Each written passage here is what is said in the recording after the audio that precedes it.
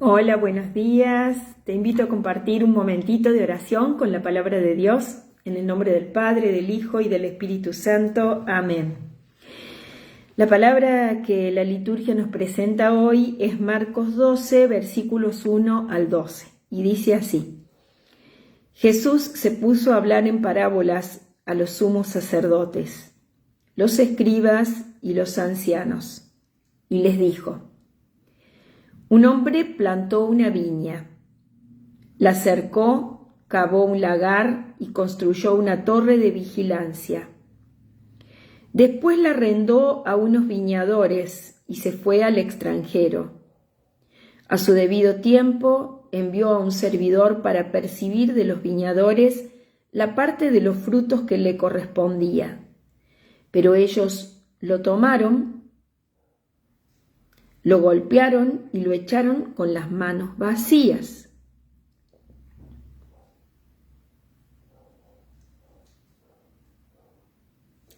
De nuevo les envió a otro servidor, y a este también lo maltrataron y lo llenaron de ultrajes. Envió a un tercero, y a este lo mataron. Y también golpearon o mataron a muchos otros. Todavía le quedaba alguien, su hijo, a quien quería mucho, y lo mandó en último término, pensando: respetarán a mi hijo. Pero los viñadores se dijeron: este es el heredero, vamos a matarlo y la herencia será nuestra. Y apoderándose de él, lo mataron y lo arrojaron fuera de la viña. ¿Qué hará el dueño de la viña? Vendrá, acabará con los viñadores y entregará la viña a otros. ¿No han leído este pasaje de la Escritura? La piedra que los constructores rechazaron ha llegado a ser la piedra angular. Esta es la obra del Señor, admirable a nuestros ojos. Entonces buscaban la manera de detener a Jesús, porque comprendían que esta parábola la había dicho por ellos, pero tenían miedo de la multitud, y dejándolo se fueron. Palabra del Señor. Gloria a ti, Señor Jesús. Miren, ¿no?, cómo son las cosas. Los suyos escuchaban de Jesús las parábolas y ellos le pedían a Jesús que les explicara qué significaban, qué quería decir con las parábolas, porque muchas veces no comprendían, eran como analogías de la realidad, pero de repente no terminaban de comprender exactamente a qué se refería el Señor cuando les hablaba de una parábola. Entonces el Señor después en privado a ellos les explicaba las parábolas, el significado, las interpretaba. Bien, aquí lo que dice es que Jesús se puso a hablar en parábolas a los sumos sacerdotes, a los escribas y a los ancianos, y estos comprendieron perfectamente de qué se trataba la parábola. Se entendieron que se refería a ellos. La bien interpretaron. Se sintieron tocados. Comprendieron que se refería a ellos. ¿Cuál era el tema? Porque el tema era de que no creyeron, porque si ellos hubieran creído, o sea, encontraron la interpretación, entendieron de qué se trataba, sabían de qué se refería a ellos. Pero ¿cuál era el problema?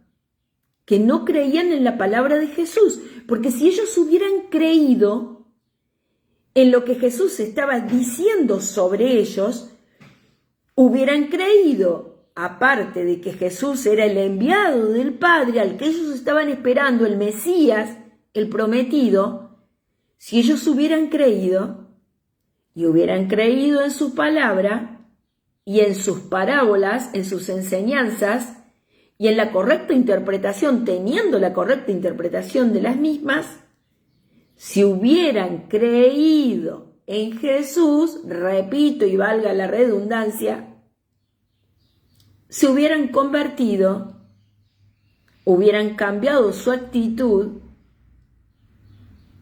y hubieran dicho, si nosotros vamos por ese camino, el de matar al enviado de Dios, al Hijo de Dios, al heredero,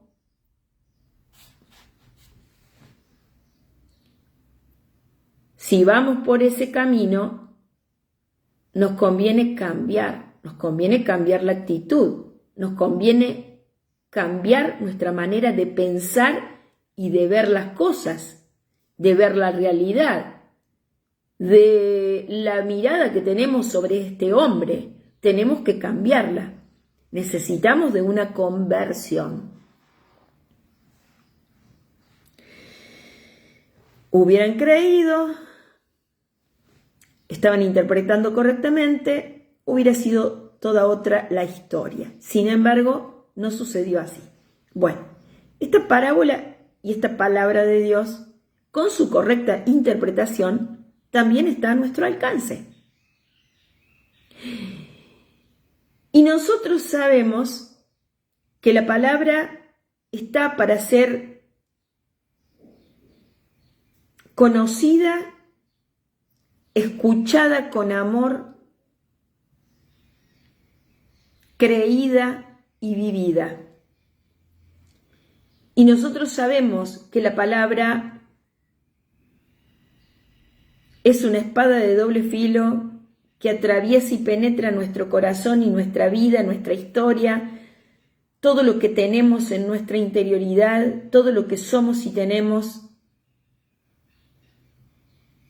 y que tiene el poder, si creo en ella, de hacerme totalmente nuevo, de transformarme, de provocar una transformación en mí que me haga totalmente una nueva criatura, a imagen y semejanza de Dios, no a imagen y semejanza del mundo, o a imagen y semejanza de mis caprichos, o a imagen y semejanza de aquellos a quienes yo quiero o amo, que pueden ser mis padres, mis amigos, que sea una persona dependiente de la aprobación de los demás, y por tanto amolde mi vida de acuerdo a lo que los demás quieren, desean de mí y cumplir sus expectativas para conmigo.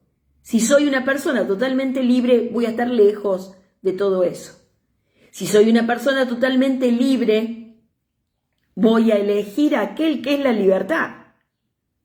Voy a elegir al Señor. Es aquel que me hace totalmente libre. ¿Por qué? Porque Él es la verdad. Y la verdad es la que me hace libre. Si yo creo entonces en esta palabra que hoy llega a mí y que me cuenta todo esto, entonces, ¿con quién me identifico? Estuve haciendo sin querer como una catequesis sobre el valor y el poder transformador de la palabra de Dios, aunque iba a todo esto, así lo debe haber querido el Señor. Bueno, esta palabra llega a mí, ¿y qué me quiere decir hoy? ¿Con quién me identifico? Yo podría decir que tengo la recta interpretación de lo que esta palabra me dice y que me invita de alguna manera a identificarme con alguien, ¿no? Y fijarme, profundizar, meditar, rumiar la palabra, meditarla y ver si hay algo en mí que de repente me haga parecer o me ponga en comunión con la ideología o con las ideas y la forma de mirar la realidad y mirar a Jesús que tenían los sumos sacerdotes, los escribas y los ancianos. Y entonces yo puedo llegar a decirme, pero yo estoy lejos de pensar como pensaban ellos. Estoy lejos de mirar a Jesús o a la persona de Jesús o al Dios trino de amor como lo miraban ellos. Yo amo a Dios, yo creo en Dios. Sin embargo, la palabra muchas veces viene hacia nosotros, nos interpela nos hace meternos dentro de nuestro corazón, nos hace mirar como en un espejo, el espejo del corazón de Jesús, y vemos que nuestro corazón en el corazón de Jesús no está en sintonía. Hay algo que no corresponde, hay algo que no va, hay algo que no termina de encajar. Porque en el corazón de Jesús, si yo me veo espejada, veo espejado mi corazón en el corazón de Jesús, en ese espejo, figurativamente, tendrían que coincidir si se pudiera espejar la bondad, la paz, la alegría, si se pudiera ver en un espejo todo eso, como estamos hablando de un corazón, podemos seguir en esta metáfora, puedo verme reflejada en que mi vida está llena de alegría, en que mi vida está llena de bondad, en que no tengo ningún problema en dar la vida, como los mártires de hoy, de nuestro tiempo. ¿Sí? Como está pasando en África, por ejemplo, que están matando a nuestros hermanos. Podría sentir que tengo empatía con alguna parte de la vida de los seres humanos de hoy, en donde hay muerte, los que están en las guerras, y siento de orar por ellos, o aquellas vidas que se le cortan las alas ya desde el mismo lugar en el seno materno, por ejemplo, y siento mucha empatía por ellas, y me pongo a orar para que eso ya no suceda. O siento empatía por todos aquellos que sienten persecución, o por todos aquellos que tienen hambre, por todos aquellos que están abandonados. Porque, ojo, hoy las noticias nos quieren hacer creer que el único mal del mundo que existe es que la gente tenga hambre. Y estamos lejos de que ese sea el principal problema. Yo no creo, sinceramente, de que todos tengan hambre. Y no creo que ese sea el principal problema que tiene la sociedad hoy. El gran problema de la sociedad hoy es que le importa muy poco la verdad. Siguen ideologías, siguen pensando cualquier cosa, pero se olvida de los asesinados en los vientres maternos, se olvidan de los abandonados, se olvidan de todos aquellos que sufren. Cuando alguien sufre, tengo poco tiempo. Todo se reduce en las pastorales a veces de nuestras comunidades o de donde sea. No estoy hablando de la mía, estoy hablando de todas, en general, de lo que se ve. Todo se reduce a llevar un paquete de azúcar, un paquete de yerba, un paquete de arroz o de harina, un frasco de aceite, leche. Todo se reduce a alimentos, porque el hombre necesita comer. Pero si tenemos que escuchar a alguien, ahí ya nos corremos a un costado. No tengo tiempo, no puedo. Si tenemos que hablar con la verdad tal como es, más de una vez también, mejor hablo del amor de Dios y de su misericordia. Mejor hablo de otras cosas. Porque ponerme en profeta no me da el cuero, o sea, no me da, me tengo que poner, tengo que ponerme en contra muchos, en el nombre de la paz, eso no conviene, no es muy conveniente, entonces busco todas las excusas habidas y por haber para no tener la valentía de enfrentar la verdad. Hoy justamente estaba escuchando el testimonio de un obispo hermoso, después capaz que lo comparta también el video, en donde él fue traicionado y tantos otros, tantos sacerdotes y tantos hermanos nuestros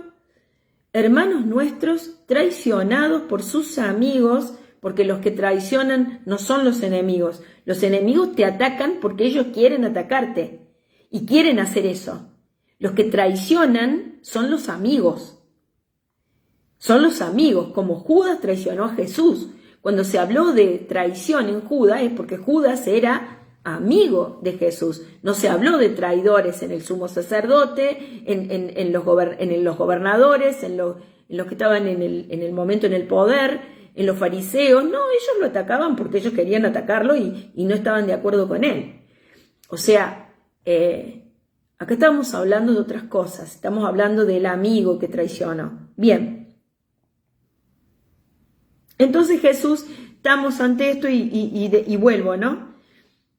Yo digo, ¿yo estaré acaso siendo uno de estos? Si tengo hoy cómicamente le llaman sincericidio. Soy sincera y muero, porque me van a terminar matando, crucificando como el Señor. Si tengo una especie de sincericidio o sinceramiento, qué bueno que sería encontrarnos con la verdad y hacer comunión con la verdad. Hacer comunión con la verdad. Estar en una común unión, estar unidos verdaderamente a la verdad, significa vivir la verdad. Y soy fiel a cada gracia que se me concede. Una de las cosas importantes que a veces no tenemos en cuenta es de que cada cosa que vivimos, pero cada cosa que vivimos es porque la debemos vivir. No hay una sola casualidad, no hay un solo segundo de nuestra vida que sea casualidad. No hay una sola cosa que se nos cruce en el camino que sea casualidad. Nada es casualidad. Cada minuto de la vida tiene su peso en oro en el corazón de Jesús. Cada minuto de la vida tiene su peso en oro en lo que Dios permite en nuestra vida vivir y en cómo Él se la toma en serio a nuestra vida, en ese estar de Dios que permite todo aquello que debemos vivir para que nosotros podamos sacarle el jugo del reino de los cielos que se acerca a mí con los dones de salvación, de redención, de restauración de la vida, de sanación de la vida, de liberación. Cada vez que sano hay liberación, cada vez que me libero porque he sanado. Entonces, cuando me encuentro con esa verdad que tiene el poder de hacerme libre y que tiene el poder de hacerme santa, porque unida a la verdad voy viviendo en el amor. ¿Cuál es la verdad más plena? Es la del amor. Dios es la verdad y Dios es amor. El Espíritu de Dios es la paz. O sea, todas las virtudes, todo lo bueno, todo lo santo viene de Dios para mí y se acerca a mí en todo momento y en cada minuto que vivo mi vida, cada cosa que vivo. Tengo la oportunidad para dar pasos hacia el cielo, hacia el reino de los cielos. Cada minuto es una nueva oportunidad. Cada experiencia que vivo en esos segundos de vida, tengo la oportunidad para ser cada vez más de Dios. Hoy, una de las cosas que la vida implica, por supuesto, valentía extrema.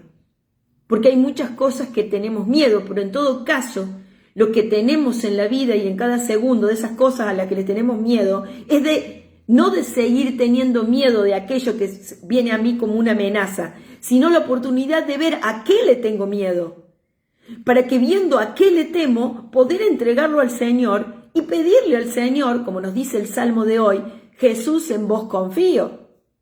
Señor, en ti confío. Como dice, Dios mío, confío en ti.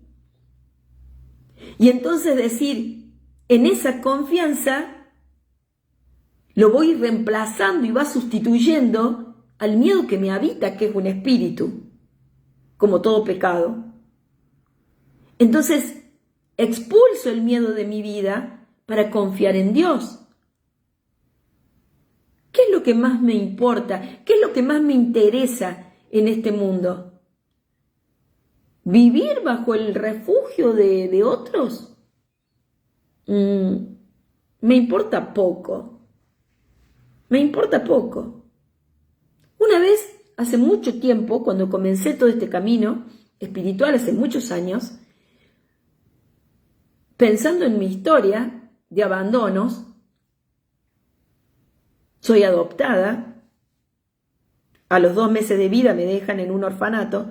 Eso me marcó mi vida completamente, pero Jesús se encargó de ir reconstruyendo mi vida, mi historia, sanando, liberando. Mi testimonio es, y lo que hablo es casi siempre es testimonio de lo que uno vive, de lo que he vivido. Y en esa historia de abandonos,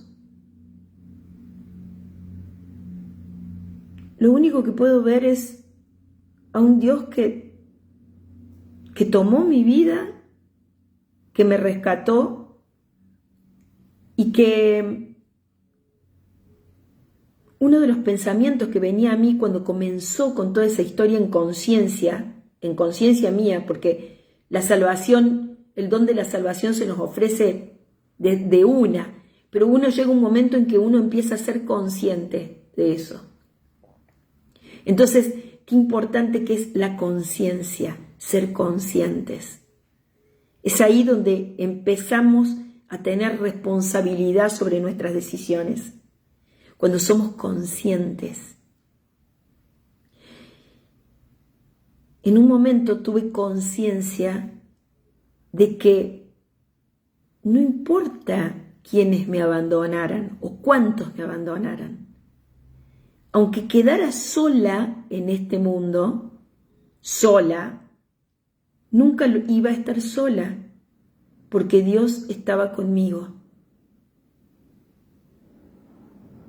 porque Él era fiel, porque Él es Padre y Madre, y porque Él no abandona, Él nos llama a la vida, y a la vida en Él, nos quiere con Él.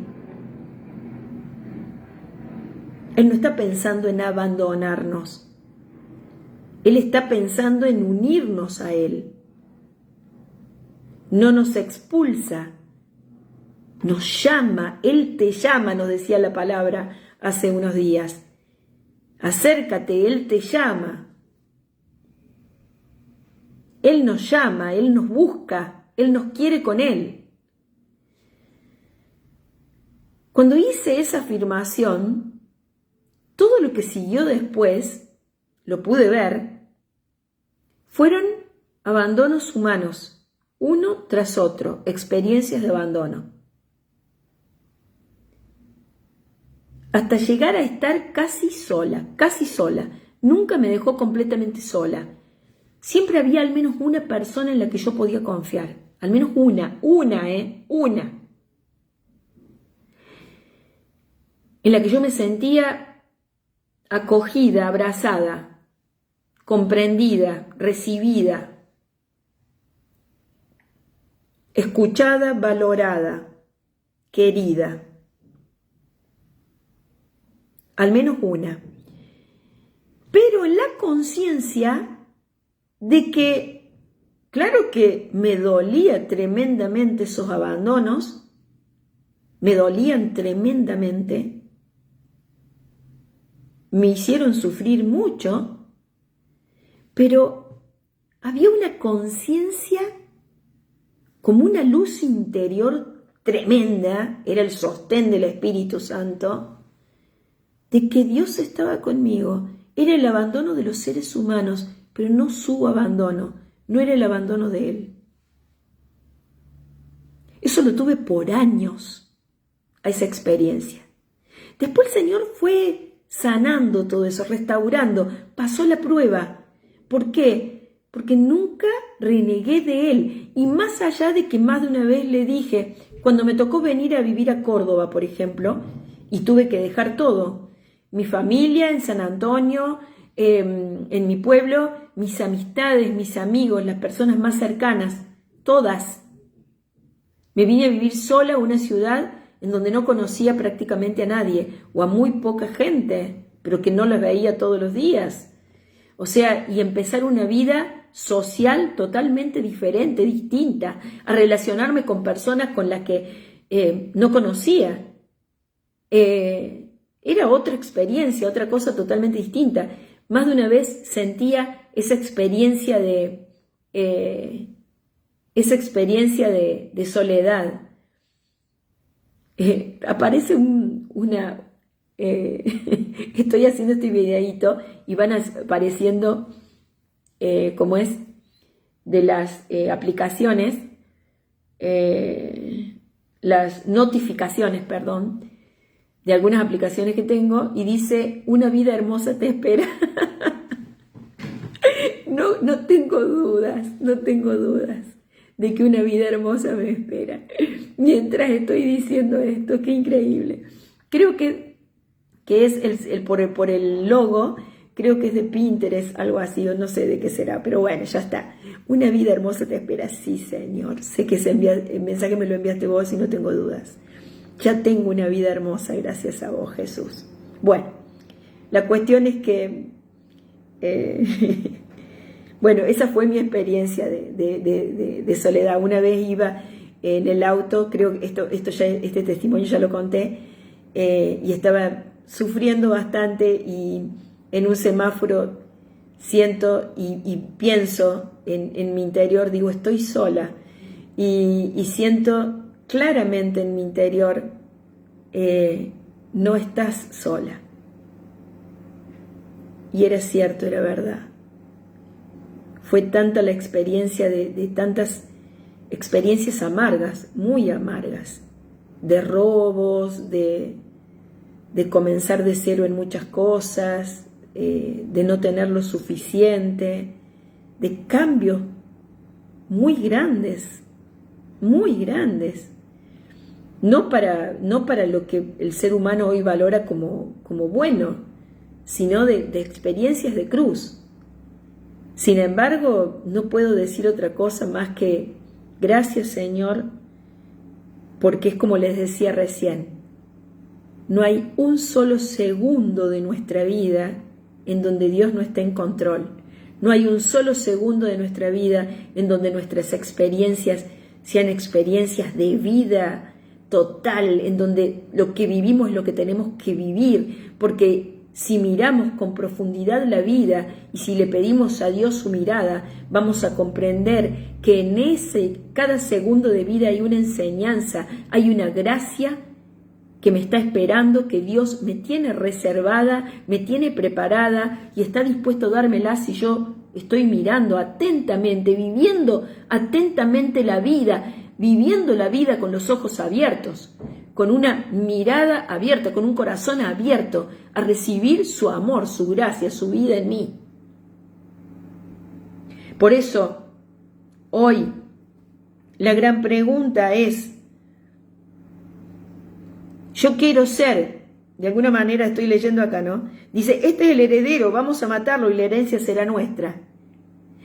¿Yo quiero robarle esa herencia y matar al heredero? ¿O quiero ser coheredera con él?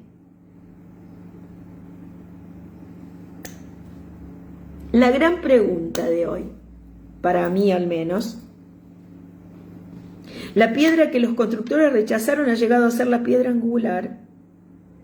Esta es la obra del Señor, admirable a nuestros ojos. Ese edificio que Él está construyendo, esa obra que Él está haciendo, que Él está construyendo,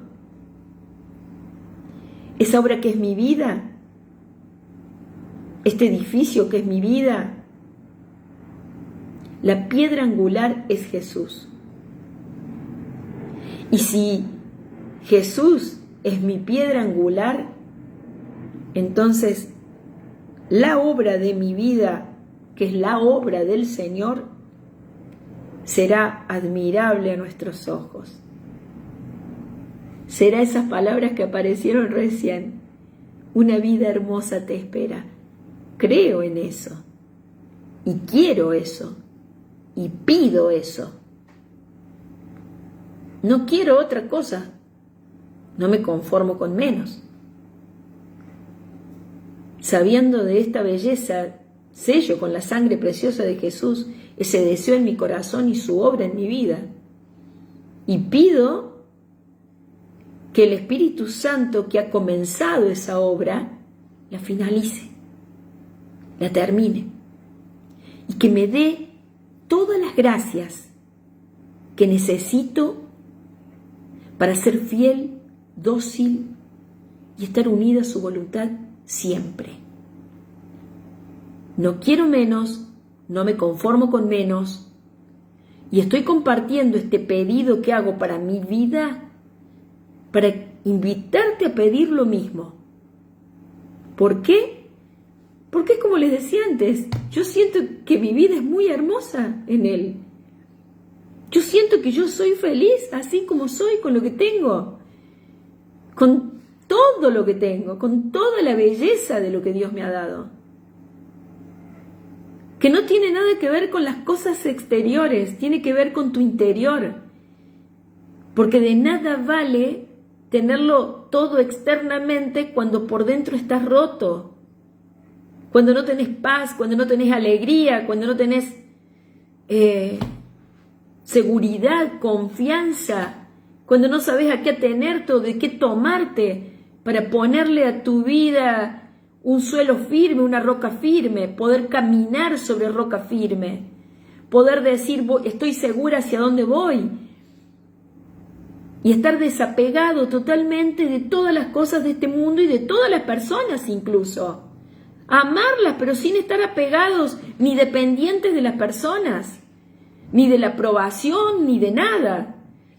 No necesito que los demás aprueben lo que pienso. Sí escucho cuando me quieren aconsejar, pero lo voy a discernir y lo voy a decidir en mi interior de acuerdo a mis propias convicciones, qué es lo que elijo creer y qué no. No me va a determinar otro.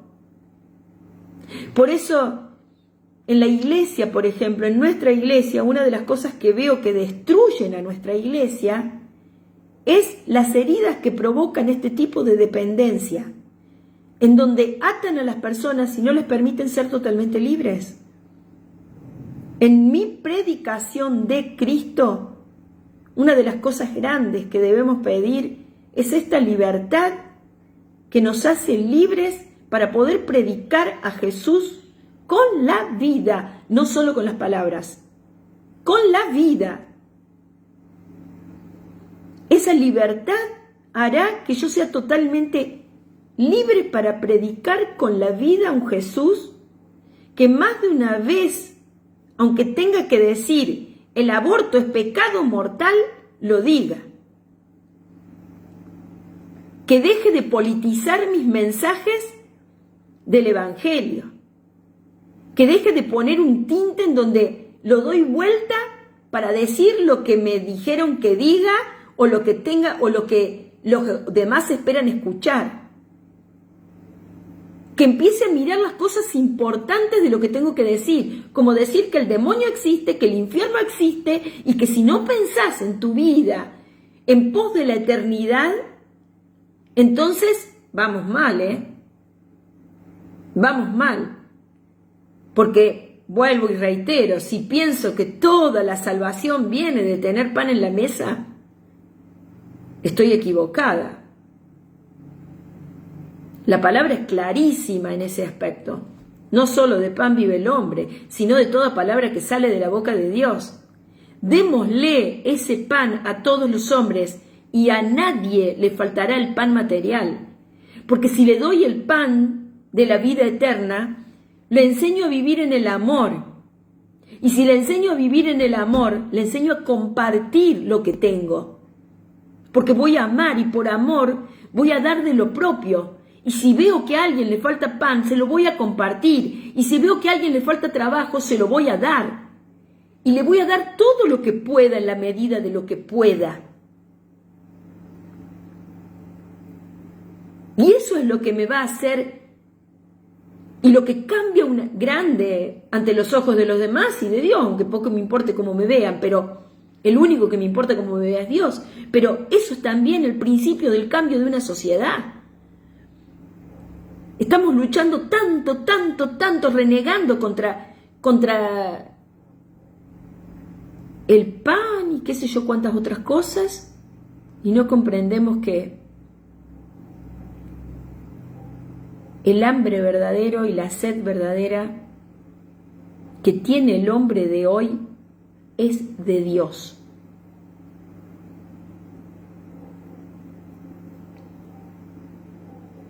Es el hambre por el cual grita nuestra alma, nuestro espíritu. nuestros vacíos existenciales, que quieren ser llenados, que exigen comida, pero la comida es del único pan que trae la vida eterna. Y es Dios. Que podamos dar un mensaje con nuestra vida de lo que es verdaderamente importante. Que podamos verla clara, que podamos verla a la verdad, a la realidad desde la verdad. Que podamos ser la alegría de nuestro Dios y consolar su corazón de tantos atropellos que el dulcísimo corazón eucarístico de Jesús recibe cada día por nuestros pecados, de omisión, por todos nuestros pecados, especialmente los de omisión de aquellos que decimos creer. Amén. Que Dios te bendiga. En el nombre del Padre, del Hijo y del Espíritu Santo. Amén. Hasta mañana, si Dios quiere.